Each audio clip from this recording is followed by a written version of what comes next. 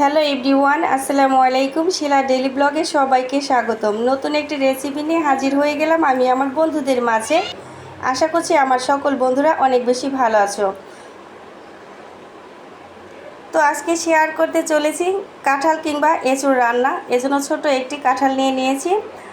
কাঁঠালটাকে ভালো করে খোসা ছাড়িয়ে নেব। অবশ্যই এই কাজটা করার সময় হাতে একটু সরিষার তেল মেখে নিতে হবে, না হলে কাঁঠালের আঠাটা হাতে লেগে গেলে তুলতে সমস্যা হয়।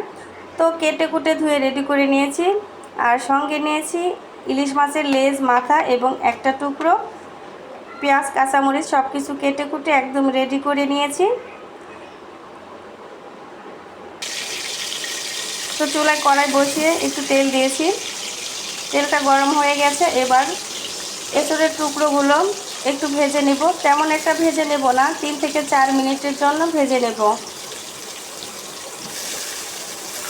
যেভাবে এঁচড় রান্না করছি ঠিক একইভাবে রান্না করে দেখো, খেতে ভীষণ ভালো লাগবে। তো একটু ভেজে না নিলেও হবে, তবে ভেজে নিলে আমার কাছে ভালো বেশি লাগে, এজন্য ভেজে রান্নাটা করব। তো এঁচড়ের ভেতরে দিয়ে দিয়েছি সামান্য একটু লবণ, একটু হলুদের গুঁড়ো, একটু মরিচের গুঁড়ো। হালকা করে ভেজে নেব।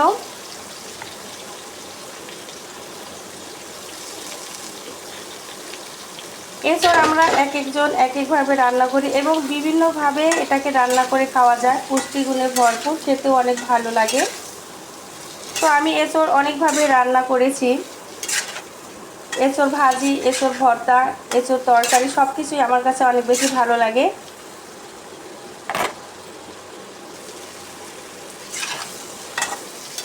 ভিডিওটি দেখতে দেখতে আমার যে সকল বন্ধুরা একটা লাইক দিতে ভুলে গিয়েছো, একটা লাইক করে দিও। আর রেসিপিটি কেমন লেগেছে সুন্দর একটি মন্তব্য জানিয়ে যেও।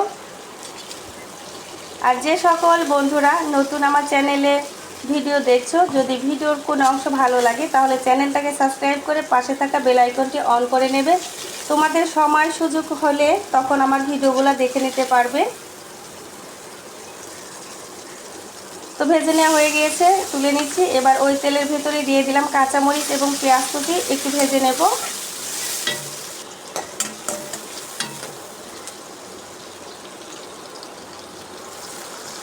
কিছুক্ষণ ভেজে নেবার পর সামান্য একটু পানি অ্যাড করে দেব।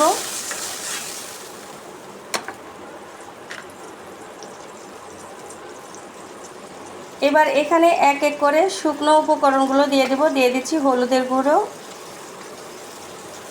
মরিচের গুঁড়ো, ধনিয়া গুঁড়ো, স্বাদ মতো লবণ, আদা রসুন বাটা। এবার মশলাটাকে ভালো করে কষিয়ে নেব।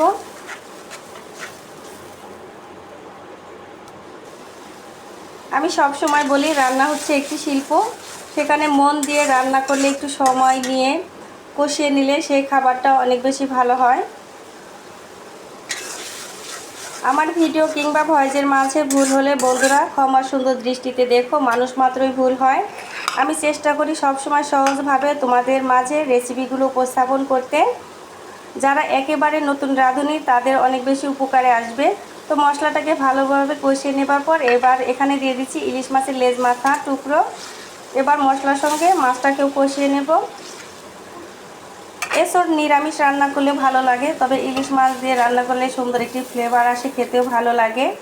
আর বরাবরের মতো ইলিশ মাছ আমি অনেক বেশি পছন্দ করি, সে ইলিশটা যত ছোট হোক কিংবা বড় হোক। তো কিছুক্ষণ কষিয়ে নেবার পর মাছগুলোকে একটু হালকা করে ভেঙে নেব।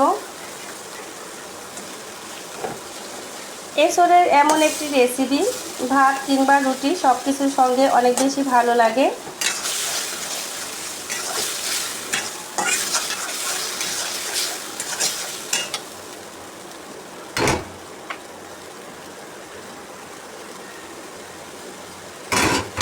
তো ভালোভাবে কষিয়ে নেবার পর এবার এখানে অ্যাড করে দেব আগে থেকে ভেজে রাখা এঁচড়ের টুকরোগুলো।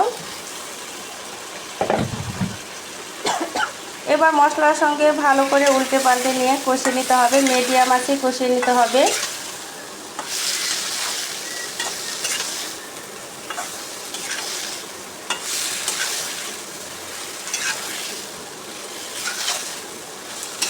মিডিয়াম আঁচে রান্না করে নিতে হবে, তবেই হচ্ছে খেতে ভালো লাগবে। এঁচড়ের ভেতরে যেন সুন্দরভাবে ঝোলটা ঢুকে যায় এবং ভালোভাবে সিদ্ধ হয়ে যায়, সেভাবে রান্না করে নিতে হবে।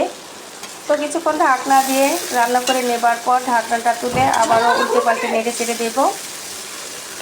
এভাবে বেশ কয়েকবার ঢাকনা দেব, ঢাকনা তুলব। কষাতে কষাতে এঁচড়গুলো অনেকটাই যখন নরম হয়ে যাবে তখন এখানে পানি অ্যাড করে দেব। তো আমি এখানে হচ্ছে কুসুম গরম পানি ব্যবহার করব।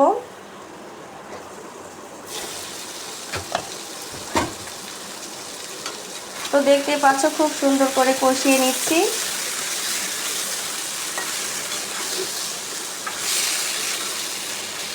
ইলিশ মাছ দেবার কারণে সুন্দর একটি ফ্লেভার বের হচ্ছিল এখনই।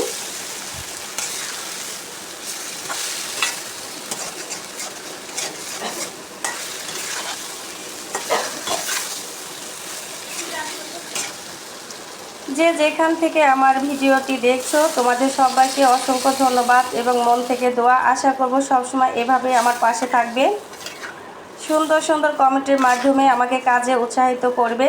তো ভালোভাবে কষানোর পর এখানে আমি পানি অ্যাড করে দিলাম। খুব বেশি পানি দেইনি, এটা মাখো মাখো ঝোল করে রান্নাটা করব। তো ঢাকনা দিয়ে ঢেকে রাখবো বলক আসা পর্যন্ত।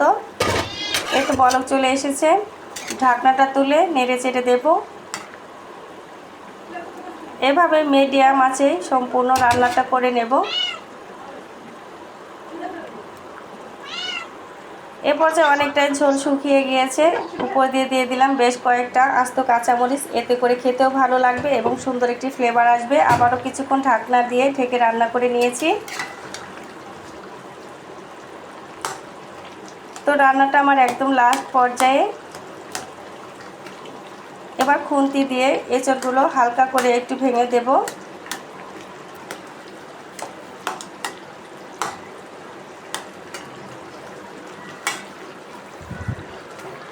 আমার বিশ্বাস রেসিপিটি আমার বন্ধুদের কাছে ভালো লাগবে। তো রান্না দেখলে বোঝা যায় খাবারটা কতটুকু টেস্ট হতে পারে। এ পর্যায়ে এখানে ভাজা জিরের গুঁড়ো দিয়ে ভালো করে নেড়ে পরিবেশন করে নেব।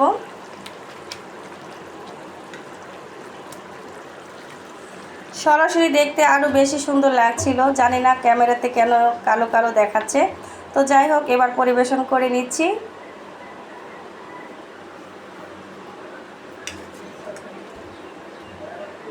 দেখতে যতটুকু লোভনীয় লাগছে, মাশাআল্লাহ খেতে দারুণ ছিল। সত্যি বলছি বন্ধুরা, এভাবে একবার হলে ট্রাই করে দেখবে, অবশ্যই ভালো লাগবে।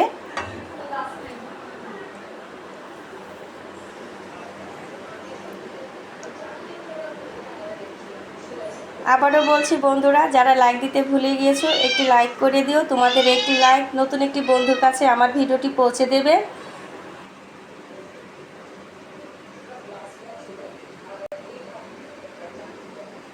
তোমাদের প্রত্যেকের ভালোবাসায় সামনের দিকে এগিয়ে যেতে পারবো।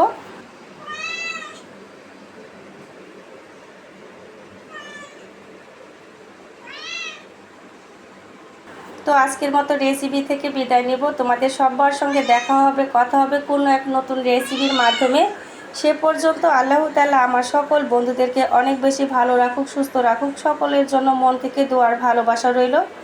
সবাই আমার জন্য দোয়া করবে, আমিও যেন ভালো থাকতে পারি, সুস্থ থাকতে পারি, নতুন নতুন ভিডিও নিয়ে চলে আসতে পারি তোমাদের মাঝে। সবাইকে আল্লাহ হাফেজ।